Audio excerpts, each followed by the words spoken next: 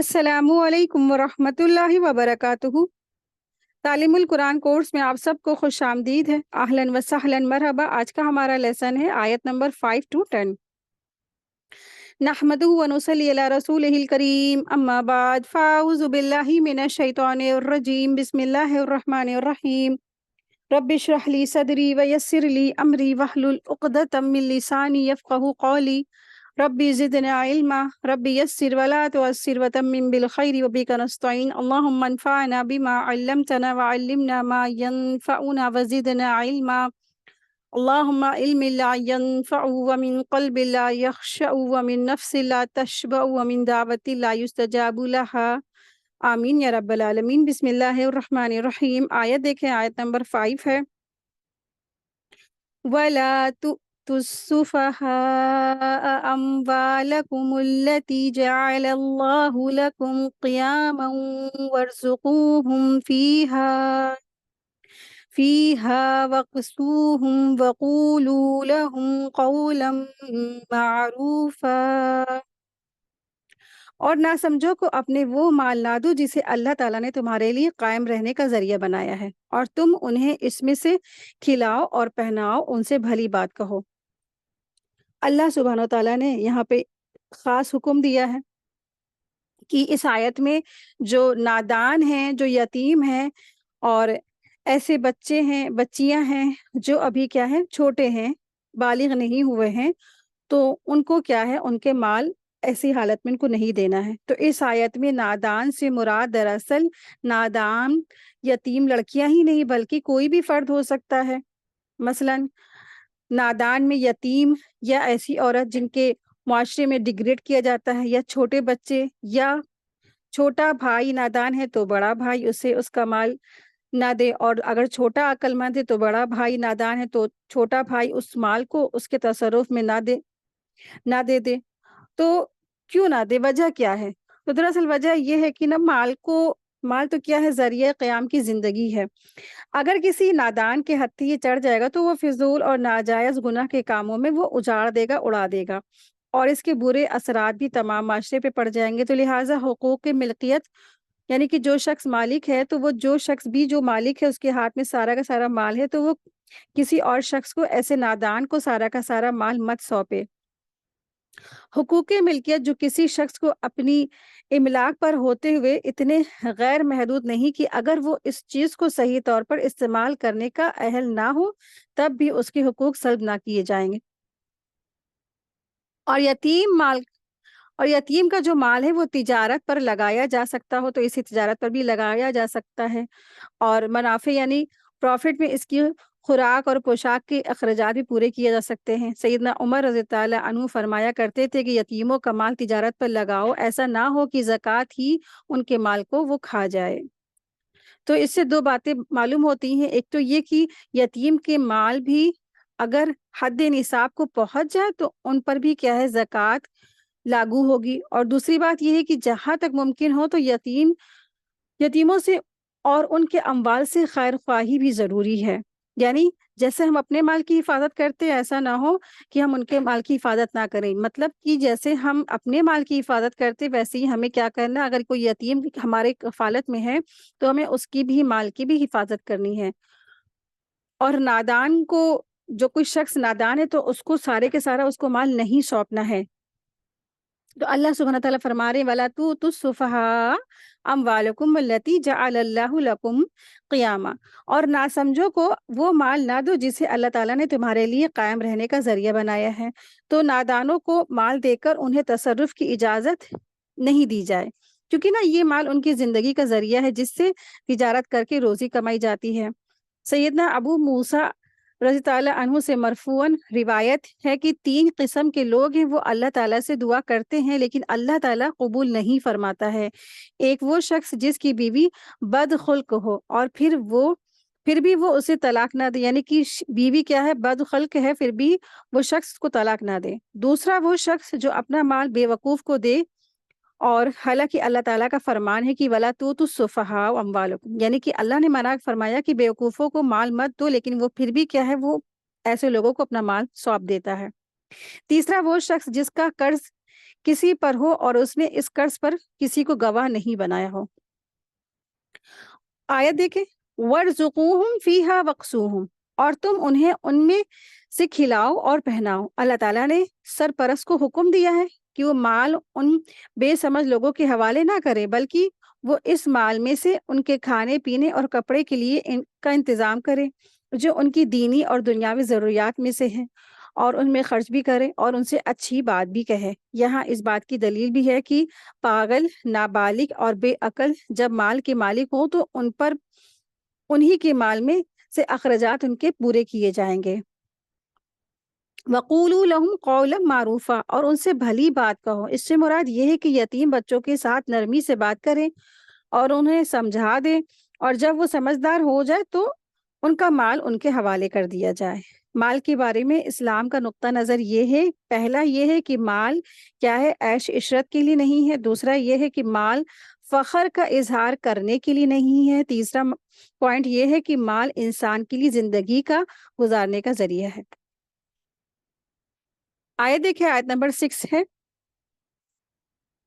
اور یتیموں کو جانچتے رہو یہاں تک کہ وہ نکاح کی عمر کو پہنچ جائیں، اور پھر اگر تم ان میں سمجھ بوجھ محسوس کرو تو ان کے مال ان کے حوالے کر دو، اور اس سے ڈرو کہ وہ بڑے ہو جائیں۔ ان کا مال فضول خرچی سے جلدی کرتے ہوئے نہ کھا جانا، اور جو مالدار ہے تو لازم ہے کہ وہ بچے اور محتاج جو ہے تو لازم ہے کہ وہ معروف طریقے سے کھائیں۔ چنانچہ جب تم ان کا مال ان کے حوالے کرنے لگو تو ان پر گواہ بنا لو، اور اللہ تعالیٰ ہی حساب لینے والا کافی ہے۔ تو یتیموں کو ان کا مال ان کے حوالے کرنے سے پہلے ان کے سرپرستوں کو اس آیت میں ہدایت دی گئی ہے کہ ان یتیموں کے بالغ ہونے سے پہلے ہی اور خریدنے بیچنے کے معمولی چھوٹے معاملات ان کے سپرد کرتے ہوئے ان کی صلاحیت کا امتحان لیتے رہو، اور ان میں مال کی مناسب انداز میں استعمال کی کس قدر صلاحیت پیدا ہو گئی ہے، یہاں تک کہ جب وہ نکاح کے قابل یعنی بالغ ہو جائے تو اب خاص طور سے اس کا اندازہ لگایا کرو کہ وہ اپنے معاملات میں ہوشیار ہو گئے ہیں یا نہیں۔ جب ہوشیاری محسوس ہو جائے تو اب ان کے مال ان کے سپرد کر دو اور اپنی ذمہ داری سے سبد دوش ہو، یعنی کہ اپنی ذمہ داری پوری کر ڈالو۔ سرپرستوں کو یتیموں کے مال سے متعلق ہدایت یہ بھی دی گئی ہے کہ ان یتیموں کے مال کو اس خوف سے جلدی جلدی فضول خرچی کرتے ہوئے مت اڑاؤ کہ یہ بالغ ہو جائیں گے تو ان کے حوالے سے ہمیں اپنا یہ مال کرنا پڑ جائے گا، یعنی کہ جو مال ہمارے پاس ہے تو واپس ہمیں ان کو دینا پڑ جائے گا۔ اسی خوف سے ایسا نہ کرو کہ تم جلدی جلدی سارا یتیموں کا مال اڑا کے ختم کر دو۔ تو اس کا مطلب یہ کہ تم یتیموں کا مال ضرورت کے باقدر خرچ کر سکتے ہو، اور اس ڈر سے کہ یتیم بڑے ہو جائیں گے تو یہ ہمارا اختیار خرچ یعنی کہ اختیار جو ہے ختم ہو جائے گا، اور چلو پھر جلدی جلدی کیا ہے ان کا مال کھا پی کے ہم ختم کر دیں، تو یہ حرکت کیا ہے، بالکل ہی درست نہیں ہے۔ یتیم کے مال کے خرچ کرنے میں ان کے حقوق میں خیر خواہی کا جذبہ ہونا چاہیے۔ یتیموں کے سرپرست دو قسم کے ہو سکتے ہیں، ایک وہ جو مالدار ہیں، صاحب حیثیت ہیں۔ ایسے سرپرستوں کو تیسری یہ ہدایت دی گئی کہ وہ یتیموں کے مال میں سے اپنی خدمت کا معاوضہ بھی نہ لیں۔ جب اللہ تعالیٰ نے انہیں مال اور دولت سے نوازا ہے تو پھر یتیم کے مال میں سے اپنی خدمت کا معاوضہ لینے کی ضرورت بھی نہیں ہے۔ اس میں مالداری سرپرست کے لیے یتیم کا مال خرچ کرنے کی گنجائش ختم کر دی گئی۔ یتیم کے اس سرپرست کے لیے خود جو اگر تندرست ہے یعنی کہ جس کے پاس مال نہیں ہے تو ایسی صورت میں یتیم کے سرپرست کے لیے گنجائش ہے کہ وہ یتیم کے مال میں سے مناسب مقدار سے لے سکتا ہے، کھا سکتا ہے اور کھلا سکتا ہے، وہ بنیادی ضرورت کے بقدر ہو۔ یتیم کے ولی کو یہ ہدایت دی گئی ہے کہ جب یتیم کا مال یتیم کے حوالے کرنے کا وقت آ جائے تو یوں ہی چھپتے چھپاتے خاموشی سے اس کا مال اس کے حوالے نہ کرے، اس سے مستقبل میں مسائل یعنی لڑائی جھگڑا فساد پیدا ہو سکتے ہیں۔ اس لیے یہ معاملات ہے کہ اس لیے یتیم کو اس کا مال جب اس کے حوالے کرے تو سرپرست اپنی ذمہ داری سے گواہ بھی بنا لے، دو مرد یا ایک عورت، یعنی کہ دو مرد یا ایک مرد یا دو عورتیں، ٹھیک ہے، دو مرد ہوں یا پھر ایک مرد یا دو عورتوں کو اپنا گواہ بنا لے اور ان کے سامنے یہ مال حوالے کر دے۔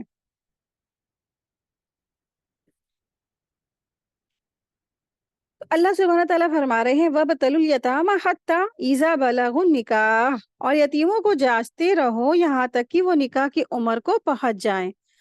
حسن رحمۃ اللہ علیہ، قتادہ رحمۃ اللہ علیہ اور مجاہد رحمۃ اللہ علیہ نے کہا کہ ان کی عقل اور دین کو جانچو، اور اس امتحان کی کیفیت یہ ہوگی کہ خرچ کرنے کے معاملے میں ان کی بردباری دیکھو، کیسے وہ اخراجات کی تدبیر کرتے ہیں اور کیسے ان میں تصرف کرتے ہیں۔ یعنی جب ان کے ہاتھ میں تم تھوڑا بہت پیسے دو گے اور وہ تب طریقہ تم دیکھ لو گے کہ کس طریقے سے کفایت شاری سے وہ خرچ کر رہے ہیں، ایسا تو نہیں فضول خرچی میں اڑائے دے رہے ہیں، برباد کیے دے رہے ہیں، ختم کر دے رہے ہیں، بے تدبیر تبذیر سے خرچ کر یعنی فضول خرچی اڑا رہے، تو ایسا نہیں، ایسے ایسے بے عقلوں کو تمہیں مال نہیں دینا۔ ہاں، وہ بہت بہترین طریقے سے حکمت کے ساتھ مال خرچ کر رہے ہیں، سمجھ بوجھ کے خرچ کر رہے ہیں، تو ہاں ان کے جائیداد، ان کی پراپرٹی ان کو لوٹا دو۔ حتی اذا بلغ النکاح، یہاں تک کہ وہ نکاح کی عمر کو پہنچ جائیں، تو ان کو ان کے مال کب دینے ہیں؟ جب کہ وہ کیا ہے، بالغ ہو جائیں، جب وہ نکاح کی عمر کو پہنچ جائیں۔ تو اس سے مراد یہ ہے کہ جب وہ حلم کو پہنچ جائیں۔ تو بلوغت کی جو عمر ہے اس کی کوئی حد بھی نہیں ہے۔ آپ دیکھیں مثلاً گرم ممالک ہوتے ہیں، جہاں پہ گرم ممالک ہیں، یہاں پہ زیادہ گرمی ہوتی ہے، تو وہاں کے بچے بچیاں جلدی بالغ ہو جاتے ہیں، جیسے عرب کی کنٹری ہے، وہاں کے بچے جلدی بالغ ہو جاتے ہیں۔ اور جو ملک جہاں پہ ٹھنڈے ملک ہیں، تو وہاں پہ بچے بچیاں دیر سے بالغ ہوتے ہیں۔ البتہ کچھ ایسی علامات ہیں جن سے بالغ ہونے کا پتہ لگایا جاتا ہے۔ مثلاً لڑکوں میں کیا ہوتا ہے نا، احتلام ہونا شروع ہو جاتا ہے، یا ان کی آواز چینج ہو جاتی ہے، بھاری ہو جاتی ہے، داڑھی مونچھیں وغیرہ آ جاتی ہیں، یا زیر ناف پہ بال وغیرہ آ جاتے ہیں، یہ سب نشانی ہوتی ہے۔ اور لڑکیوں میں کیا ہے، لڑکیاں جب بالغ ہوتی جب مجھے ان کے حیض آنے لگتا ہے، یا ان کے بھی شرمگاہ میں یا بغل میں بال وغیرہ آ جاتے ہیں، تو یہ سب نشانی ہے بلوغت کی۔ تو جب بچے بالغ ہو جائیں اور ایسی عمر کو پہنچ جائیں جو نکاح کی عمر ہے، تو بس کیا کرنا ہے، ان کو ان کے مال ان کو لوٹا دینا ہے، جانچ پرکھ کر کہ ہاں کہ یہ پیسے جو ہیں ضائع نہیں کریں گے اور سمجھ بوجھ کر کے خرچ کریں گے۔ فَإِنْ آنَسْتُمْ مِنْهُمْ رُشْدًا فَادْفَعُوا إِلَيْهِمْ أَمْوَالَهُمْ، پھر اگر تم ان میں سمجھ بوجھ محسوس کرو تو ان کے مال ان کے حوالے کر دو۔ جب یتیم بالغ ہو جائے، یعنی جب وہ بالکل سمجھ بوجھ ان کو پہنچ جائے اور اس کی عقل و سمجھ کا ان کو یقین بھی تمہیں ہو جائے، تو پورا کا پورا مال باحفاظت اور ایمانداری کے ساتھ ان کے حوالے واپس کر دو۔ رشد سے مراد عقلی اور دینی صلاحیت ہے۔ پس بالغ ہونے کی علاوہ مال کی سپرداری کے لیے رشد بھی شرط ہے۔ اگر کسی شخص میں رشد نہیں ہے تو وہ خواہ وہ کیا ہے، بوڑھا ہی کیوں نہ ہو، تو وہ متولی یا وصی کو چاہیے کہ وہ مال اس کے حوالے نہ کرے۔ تو یعنی کہ مال کو جو سونپنے کی شرط یہاں پتہ چلتی ہے، دو شرطیں پتہ چلتی ہیں کہ نادانوں کو مال کس شرط پہ دیا جائے گا۔ نادان کو مال واپسی کی شرائط دو ہیں۔ یتیموں کو ان کا مال واپس کرنے کے لیے دو شرطیں ہیں۔ پہلی کیا ہے، بلوغت، اور دوسری یہ ہے کہ رشد، یعنی مال کے صحیح طور پر استعمال کرنے کی اہلیت۔ یہ اہلیت معلوم کرنے کے لیے تمہیں ان کا تجربہ کرتے رہنا چاہیے۔ یہ چیزیں معمولی سے معمولی باتوں سے معلوم ہو جاتی ہیں کہ آیا وہ کفایت شار ہے یا اجاڑنے والا ہے، خرید فروخت کیسے کرتا ہے، وغیرہ وغیرہ۔ اور جب تک یہ دونوں شرطیں نہیں پائی جاتی ہیں تو ان کا مال ان کے حوالے نہیں کرنا چاہیے۔ وَلَا تَأْكُلُوهَا إِسْرَافًا وَبِدَارًا أَن يَكْبَرُوا، اور اس ڈر سے کہ وہ بڑے ہو جائیں گے ان کا مال فضول خرچی سے جلدی کرتے ہوئے نہ کھا جاؤ۔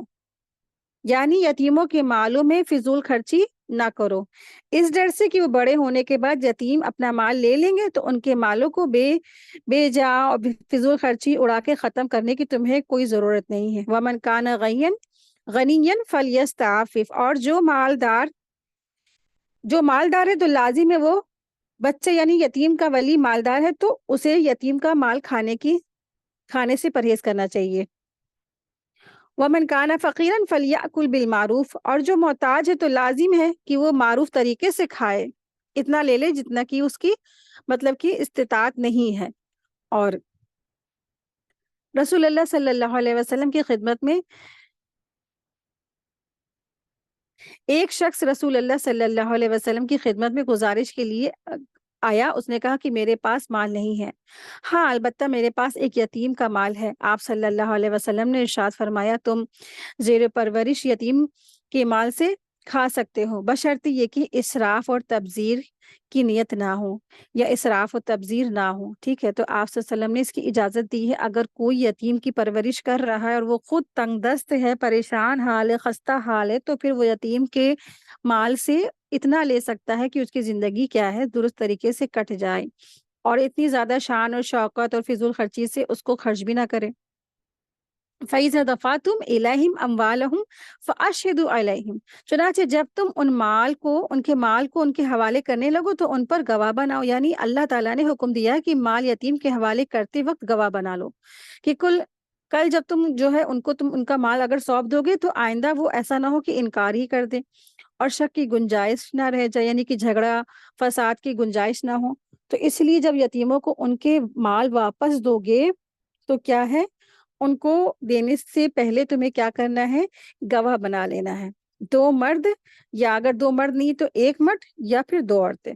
وَكَفَى بِاللَّهِ حَسِيبًا، اور اللہ تعالیٰ حساب لینے والا کافی ہے۔ اللہ تعالیٰ نے اپنے حساب لینے کے لیے شعور اس لیے دلایا ہے، یاد اس لیے دلایا تاکہ انسان نہ جان لے کہ کوئی چیز اللہ تعالیٰ سے چھپی ہوئی نہیں ہے، مخفی نہیں ہے۔ ممکن ہے کہ لوگوں کو کسی کی امانت یا خیانت کا پتہ نہ چلے، لیکن اللہ تعالیٰ حساب لینے کے لیے کافی ہے۔ اللہ تعالیٰ جانتا ہے کہ تم کس طریقے سے یتیم کا مال اڑا رہے ہو، کھا رہے ہو، یا کس طرح سے تمہارے دل میں کیا نیت ہے، تمہارے دل میں کیا سوچ ہے، یا تم کیا سوچ رہے ہو، تمہاری کون سی نیت ہے، یہ سب کچھ اللہ سبحانہ تعالیٰ کو معلوم ہے۔ وہی کیا ہے، کافی ہے حساب لینے والا۔ ہم تو اس طرح انسان جو ہے یتیم کے مال میں خیانت کرنے سے بھی بچے، جب اس کو یہ چیز کا خیال ہے کہ اللہ کافی ہے حساب لینے والے۔ آیت دیکھیں، آیت نمبر ہے 7 ہے۔ مردوں کے لیے اس میں ایک حصہ ہے جو والدین اور قریبی رشتہ داروں کے ترکے میں چھوڑ جائیں، اور عورتوں کے لیے بھی اس میں ایک حصہ ہے جو والدین اور قریبی رشتہ دار ترکے میں چھوڑ جائیں۔ ترکہ یعنی کہ پراپرٹی یا چھوڑا، مطلب وراثت کو کہتے ہیں ترکے کو، ٹھیک ہے؟ تو اس میں سے چھوڑا ہوا یا زیادہ ہوا مقرر کیا ہوا حصہ ہے۔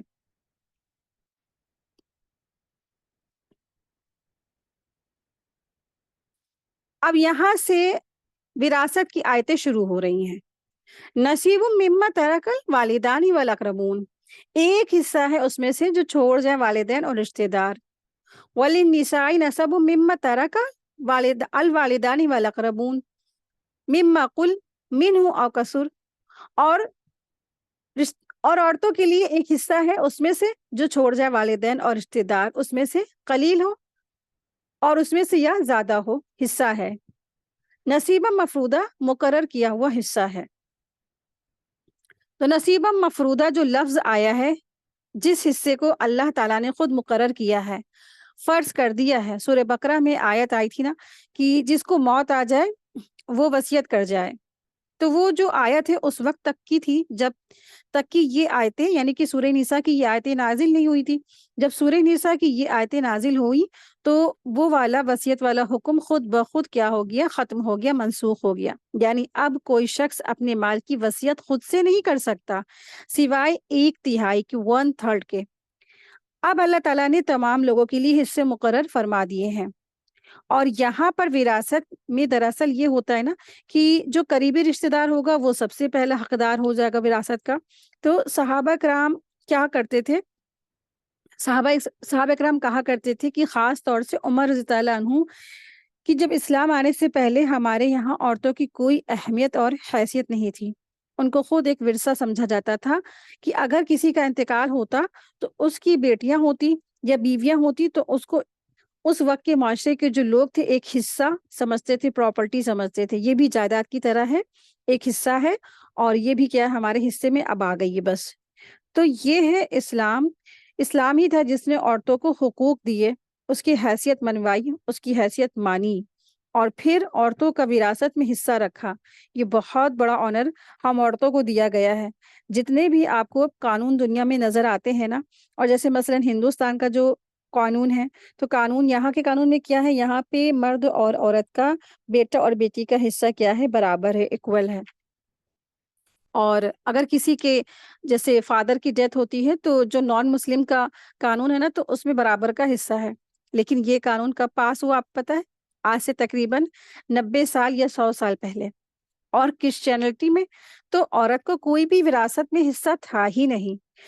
کرسچینٹی میں تو عورت کو گناہوں کی پوٹلی سمجھا جاتا تھا، اس کی کوئی حیثیت نہیں تھی، یہ اس کا حال تھا۔ تو یہ پہلا ہمارا دین تھا جس نے عورتوں کو حقوق منوائے اور مانے، بلکہ صرف کہا نہیں بلکہ کر کے دکھایا۔ تو اللہ کے رسول صلی اللہ علیہ وسلم نے وہ معاشرہ قائم کیا اور ایسے معاشرہ قائم کی تشکیل کی، یعنی کہ آپ صلی اللہ علیہ وسلم نے ایسے معاشرے کی تشکیل کی، اور جو صحابہ کرام تھے ان کی ایسی زبردست تربیت کی کہ یہ وہ لوگ تھے جو عورت کو کوئی عزت نہیں دیتے تھے، لیکن انہوں نے اللہ اور اس کے رسول کے کہنے پر عورتوں کو ان کا حصہ بھی دیا اور ان کی بات بھی مانی۔ تو یہاں پر میراث میں عورتوں کا حصہ بتایا گیا ہے۔ پہلی پوائنٹ یہ ہے کہ یہاں پر عورتوں کا حصہ بتایا گیا ہے میراث میں۔ دوسرا پوائنٹ یہ ہے کہ رشتہ دار جو ترکہ وہ تھوڑا ہو چاہے زیادہ ہو، رشتہ داروں کا جو چھوڑا ہوا مال ہے وہ تھوڑا ہو یا زیادہ، خواہ منقولہ ہو یا غیر منقولہ، ہر حال میں جائیداد تقسیم ہوگی۔ تیسری پوائنٹ یہ ہے کہ قریبی رشتہ دار کی موجودگی میں دور کے رشتہ دار محروم ہو جائیں گے۔ چوتھی بات یہ ہے کہ ان قریبی رشتہ داروں کا حصہ بھی مقرر ہے، جس کی تفصیل اسی سورہ کی آیت نمبر 11 اور 12 میں انشاءاللہ آ رہی ہے۔ پانچویں بات یہ ہے کہ عورتوں کے علاوہ چھوٹے لڑکوں کو بھی وراثت سے محروم رکھا جاتا تھا زمانے جاہلیت میں، لہٰذا ان کو بھی حصہ دینے کی بات کی گئی ہے۔ کیونکہ نا عرب میں یہ رواج تھا کہ جب باپ کا انتقال ہوتا تھا تو بڑا بیٹا جو لڑنا جانتا تھا، طاقتور تھا، قوی تھا اور دشمنوں سے مقابلہ کر سکتا تھا، تو زمانے جاہلیت میں وہ لوگ یہ ان کا رواج تھا کہ بس یہی سمجھتے تھے کہ بس کیا ہے، اب یہی کیا ہے، تمام کی تمام جائیداد کا مالک ہے، اور وہ اس تمام جائیداد کا مالک ہو جاتا تھا۔ تو اسلام نے اس چیز کو، اس رواج کو آ کے ختم کیا۔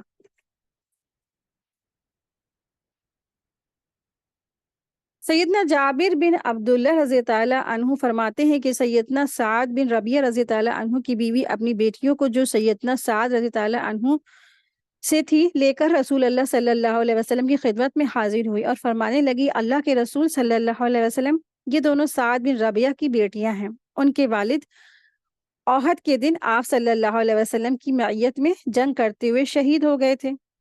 ان لڑکیوں کے چچا نے سارا مال اپنے قبضے میں کر لیا اور ان کے لیے کچھ نہیں چھوڑا۔ ان کے نکاح تب بھی ہوں گے جب ان کے پاس مال ہوگا، یعنی کہ جب ان کے پاس نکاح، مطلب کہ جب ان کا نکاح تبھی ہو سکتا ہے نا جب ان کے پاس مال وغیرہ ہوگا۔ تو آپ صلی اللہ علیہ وسلم نے ارشاد فرمایا، اللہ تعالیٰ اس بارے میں فیصلہ فرمائیں گے، جس پر یہ آیت، یعنی کہ یہ میراث والی آیت نازل ہوئی۔ رسول اللہ صلی اللہ علیہ وسلم نے ان کے چچا کو پیغام بھیجا اور فرمایا، سعد کی دونوں بیٹیوں کو 2/3 اور ان کے والدہ کو 8واں حصہ دے دو، اور جو باقی جو بچ جاتا ہے وہ تیرے لیے ہے۔ یہ جامع ترمذی کی حدیث 2092 ہے۔ تو مشرک میت کی بڑی اولاد کو ترکہ دیا کرتے تھے اور عورتوں اور بچوں کو بالکل ہی محروم کر دیتے تھے۔ اس پر یہ آیت نازل ہوئی، للرجال نصیب مما ترک الوالدان والاقربون وللنساء نصیب مما ترک الوالدان والاقربون مما قل منہ او کثر، یعنی مردوں کے لیے اس میں سے ایک حصہ ہے جو والدین اور قریبی رشتہ دار ترکے میں چھوڑ جائے، اور عورتوں کے لیے بھی اس میں ایک حصہ ہے جو والدین اور قریبی رشتہ دار ترکے میں چھوڑ جائے۔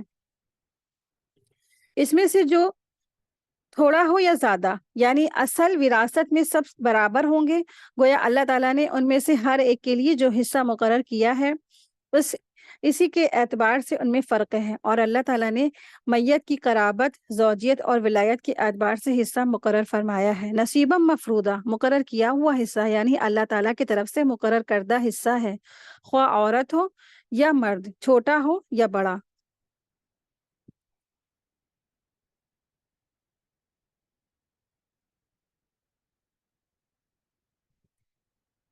آیت دیکھیں، آیت نمبر ہے 8۔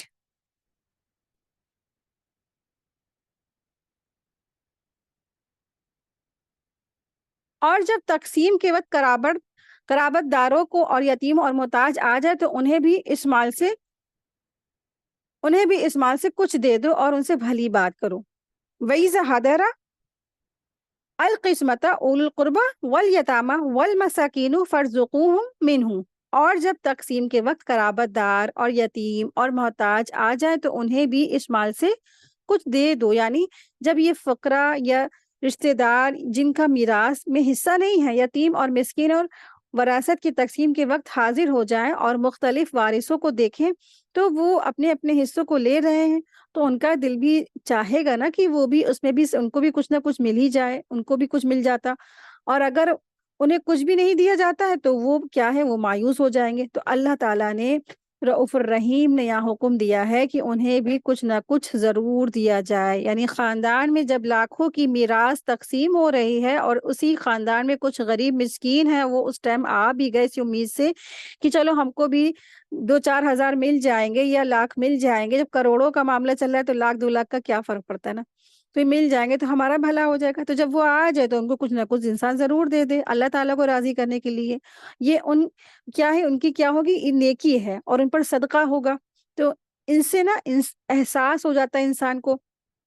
اور پھر آپ دیکھیں کہ ان سے احسان کا رویہ کو اللہ نے فرمایا کہ ان سے احسان کا رویہ کریں، اور یہ کہ ان کے شکستہ دلوں کے لیے باعث تسکین بھی ہوگا، جو تھوڑا بہت مال مل جائے گا ان کو تو کیا ہوگا، ان کے دل کو کیا ہو جائے گی، تسلی بھی ہو جائے گی، سکون بھی ہو جائے گا۔ یعنی مال کی تقسیم کے وقت ایسے رشتہ دار آ جائیں جو وارث نہیں ہیں تو مال تقسیم کرنے سے پہلے بطور صدقہ اور ان کا دل رکھنے کے لیے انہیں کچھ نہ کچھ ضرور دے دیا جائے۔ تو یہ آیت اس طرف اللہ نے اس میں یہ حکم دیا ہے، آیت میں یہاں اشارہ اس بات کا کیا گیا ہے۔ لہم قولا معروفا، اور ان سے بھلی بات کہو اور ان کو اچھی بات کہہ کر بھلے طریقے سے لوٹا دو، یعنی وراثت میں سے حصہ تقسیم ہو گیا اور تم ان کو اگر کچھ نہیں دے رہے ہو تو ان کو کیا ہے نا، اچھی بھلی بات سے کہہ دو، یعنی معذرت کر لو لیکن خوبصورتی سے اچھی بات کہہ کے، یہ نہیں کر سکتے کہ تم ان کو ڈانٹ ڈپٹ کے جھڑپ کے جھگڑا کر کے فساد کر کے لڑ کے اور چلا کے بھگا رہے ہو، نہیں ایسا نہیں کرنا۔ ہمارے کیا نا یہ اسٹیٹس ہے کہ لوگ کیا ہے، غریبوں سے بہت بدتمیزی سے، بہت اوجھٹ پنے سے بات کرتے ہیں، بہت بدتمیزی سے بات کرتے ہیں، لیکن ہاں اگر کوئی مالدار آ جائے گا، اگر کوئی پیسے والا آ جائے گا تو اس کو تو بڑی عزت دیں گے، بڑے رتبے دیں گے، بڑے ان کی آؤ بھگت کریں گے، بڑے اچھے اچھے ناشتے اور بڑے بڑے سب کچھ اچھا بڑھیا بڑھیا کیا جائے گا۔ تو ایسا نہیں ہے، اللہ تعالیٰ کے یہاں سب برابر ہے، چاہے کوئی مالدار ہو چاہے کوئی غریب ہو، تو اگر کوئی غریب رشتہ دار ایسے موقع پہ آتے ہیں تو ان کے ساتھ حسن سلوک کیا جائے گا، ٹھیک ہے۔ آیت دیکھیں، آیت نمبر 9 ہے،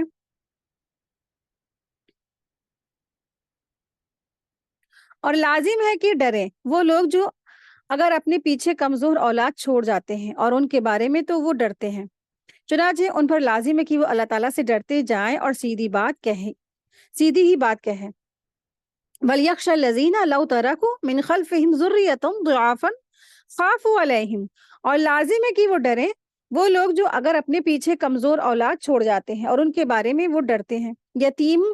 یتیموں کے اولیاء کو یہاں یعنی کہ یتیموں کے جو سرپرست ہیں ان کو کہا گیا ہے کہ وہ ان کے ساتھ ایسا ہی سلوک کرے جیسا کہ وہ خود چاہتے ہیں، کہ اگر خدا نخواستہ ان کی خود کی وفات ہو جاتی ہے اور اس کے بعد ان کے چھوڑے ہوئے بچوں کے ساتھ لوگ کریں ایسا برتاؤ، تو باپ کا دل آپ دیکھیں کہ اپنے چھوڑے ہوئے اور کمزور بچوں کے حوالے سے انتہائی نرم ہوتا ہے، اور جب وہ یہ چیز محسوس کریں گے نا تو پھر واقعی میں جو دوسرے کے ساتھ جو دوسرے کے یتیم بچے جن کی کفالت وہ خود کر رہے ہیں تو پھر ان کے ساتھ کیا ہے، ایسا کچھ بھی برا سلوک نہیں کریں گے۔ اور جب یہ چیز کو وہ محسوس کریں گے کہ وہ کمزور ہیں ان کے بچے اور کوئی ترس کھانے والا نہیں ہے ان کے اوپر اور ان کا کوئی محافظ نہیں ہے، ان کے سرپرست پر کوئی رحمت کے ساتھ ہاتھ پھیرنے والا نہیں ہے، تو اس آیت کو پڑھ کر باپ کا دل کیا ہے، مٹھی میں آ جاتا ہے اور یتیموں کی حالت کو سمجھنے کے قابل ہو جاتا ہے، تو اس کے دل میں بھی کیا ہے، یتیم کے لیے محبت پیدا ہوتی ہے۔ اللہ نے اس لیے یہاں پہ اس کو احساس دلایا ہے، جو خود یتیموں کی سرپرستی کر رہا ہے، کفالت کر رہا ہے، اس کو یاد دلائے گا کہ اگر تمہیں بھی خوف ہونا چاہیے، تمہیں بھی ڈرنا چاہیے کہ اگر تمہارے ساتھ خدا نخواستہ ایسی معاملہ ہو جائے کہ خدا نخواستہ تم چلے جاؤ اور تم یتیم بچے چھوڑ جاؤ اور تمہارے یتیم بچوں کے ساتھ کوئی اس طرح برا سلوک کر رہا ہے نا، تو نہیں، تمہیں کیا کرنا ہے، یتیم بچوں کے ساتھ حسن سلوک کا معاملہ کرنا ہے۔ اگر تم کو اللہ نے مال دیا ہے، دولت دی، تو تمہیں یتیموں کے مال کو اڑا کے ختم کر کے کھانا اور چاٹنا نہیں ہے، بلکہ کیا کرنا ہے، تمہیں حکمت کے ساتھ ان کے جو ہے مالوں کو اپنے انڈر میں رکھنا ہے، جب وہ بلوغت کو پہنچ جائے تو ان کو واپس کر دینا ہے۔ فَلْيَتَّقُوا اللَّهَ، چنانچہ ان پر لازم ہے کہ وہ اللہ تعالیٰ سے ڈر جائیں۔ اللہ تعالیٰ نے ان بچوں کے بارے میں ہر وقت خوف الہی رکھنے کی تلقین کی، یعنی کہ یتیم بچوں کے بارے میں اللہ نے لوگوں کو ڈرایا ہے۔ وَلْيَقُولُوا قَوْلًا سَدِيدًا، اور سیدھی بات کہی جائے۔ تو سدیدہ جو لفظ ہے اس کے معنی ہوتے ہیں سیدھی بات، قولاً سدیدہ یعنی سیدھی سچی بات، اور سدیدہ کا جو روٹ ورڈ ہے سین دال ڈال ہے۔ تو اللہ تعالیٰ نے یہ تلقین کی ہے کہ ان کے مال کی حفاظت کرتے ہوئے، ان کی تربیت اور نگرانی کرتے ہوئے سیدھی بات کریں۔ یتیموں کے اولیاء کو کہا گیا کہ وہ حق بات کہیں۔ یتیموں کو دراصل یتیموں کے ساتھ کیا ہے، انسان ناانصافی نہ کرے، ان کے مال کھا جانے کی نیت نہ ہو، ان کے ساتھ کوئی بے ایمانی نہ کی جائے، ان کے ساتھ برا سلوک نہیں کیا جائے، ان کو بری بری بات کہہ کے ڈانٹ ڈپٹ کے نہ رکھا جائے۔ تو یتیموں کے بہت سارے حقوق ہیں، ان کا دل نہیں دکھایا جائے۔ ابن عباس رضی اللہ عنہما نے بیان کیا ہے کہ یہ آیت اس شخص کے بارے میں نازل ہوئی جسے موت آ گئی ہو اور اسے کوئی شخص سنے کہ وہ ایسی وصیت کر رہا ہے جو اس کے وارثوں کے لیے نقصان دہ ہے، تو اللہ تعالیٰ نے اس وصیت سننے والے کو یہ حکم دیا ہے کہ وہ اللہ تعالیٰ سے ڈرے اور اسے سمجھا بجھا کر راہ راست کی طرف موڑ دے، اور وہ اس کے وارثوں کو بھی اسی طرح دیکھے جیسے وہ اپنے وارثوں کو دیکھنا اور انہیں ضائع ہونے سے بچانا پسند کرتا ہے۔ یہ تفسیر طبری میں ایسا منقول ہے۔ آیت دیکھیں، آیت نمبر 10 ہے۔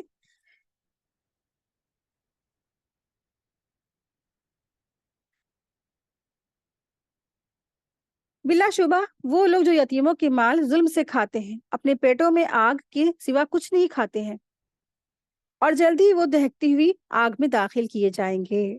بہت ڈرانے والی آیت ہے، اور اللہ سبحانہ تعالیٰ فرما رہے ہیں ان الذین یأکلون اموال الناس اموال الیتامى ظلما انما یأکلون فی بطونہم نارا، کہ بلا شبہ وہ لوگ جو یتیموں کے مال ظلم سے کھا جاتے ہیں اور اپنے پیٹوں میں وہ آگ کے سوا کچھ نہیں بھرتے ہیں، کچھ نہیں کھاتے ہیں۔ جو لوگ یتیم کا مال کھاتے ہیں نا، تو وہ مال انہیں آگ کیا ہے، دراصل وہ ایک طرح سے مال نہیں کھاتے، وہ آگ کھاتے ہیں۔ وَسَا يَصْلَوْنَ سَعِيرًا، اور جلد ہی وہ دہکتی ہوئی آگ میں داخل ہوں گے۔ یتیم کا مال کھانے کی وجہ سے وہ جہنم کی آگ میں جھونک دیے جائیں گے، جو ان کے معدوں اور ان کی جلدوں کو اڑا ڈالے گا۔ نبی صلی اللہ علیہ وسلم نے ارشاد فرمایا، 7 تباہ کن گناہوں سے بچو۔ صحابہ کرام علیہ السلام نے پوچھا کہ وہ کون کون سے ہیں؟ آپ صلی اللہ علیہ وسلم نے ارشاد فرمایا، شرک، جادو، ناحق قتل، سود خوری، یتیم کا مال کھانا، لڑائی سے بھاگنا، اور بھولی بھالی معصوم عورتوں پر الزام لگانا۔ صحیح بخاری حدیث، حدیث نمبر 2766۔ ایک اور حدیث میں آتا ہے، رسول اللہ صلی اللہ علیہ وسلم نے ارشاد فرمایا، مسلمان کے گھروں میں سب سے بہترین گھر وہ ہے جس میں کوئی یتیم ہو اور اس کے ساتھ اچھا سلوک کیا جاتا ہو، اور مسلمان کا سب سے بدتر گھر وہ ہے جس میں کوئی یتیم ہو اور اس کے ساتھ برا سلوک کیا جاتا ہو۔ ابن ماجہ حدیث نمبر 36979 ہے اس کا نمبر۔ تو آپ دیکھیں کتنا زبردست اللہ نے حکم دیا ہے نا، اگر کوئی یتیم ہے، اس کی کوئی کفالت کر رہا ہے، تو پھر اس کے ساتھ کیا کرنا ہے، اس کے ساتھ حسن سلوک کرنا ہے، اس کو تکلیف نہیں دینا، اس کو غم نہیں پہنچانا ہے۔ اسی طرح سے جب نبی صلی اللہ علیہ وسلم معراج پہ گئے تھے اور معراج کا واقعہ ہوا، تو آپ صلی اللہ علیہ وسلم بیان کرتے کہ جب معراج کا واقعہ بیان کرنے لگے تو اس دوران نا آپ صلی اللہ علیہ وسلم فرماتے کہ میں نے چند لوگوں کو دیکھا کہ جن کے لب اونٹوں جیسے تھے، اور ایک فرشتہ ان کے لب کھول کر منہ میں آگ کے انگارے ڈالتا، وہ ان کے نیچے سے نکل جاتے اور وہ درد کے مارے چیختے چلاتے، پھر فرشتہ اور انگارے لاتا اور ان کے منہ میں ڈال دیتا، اور انہیں مسلسل یہی عذاب ہوتا رہتا۔ میں نے جبریل علیہ السلام سے پوچھا، یہ کون لوگ ہیں؟ جبریل علیہ السلام نے جواب دیا، یہ وہ لوگ ہیں جو یتیموں کا مال ناحق کھایا کرتے تھے۔ اللہ اکبر!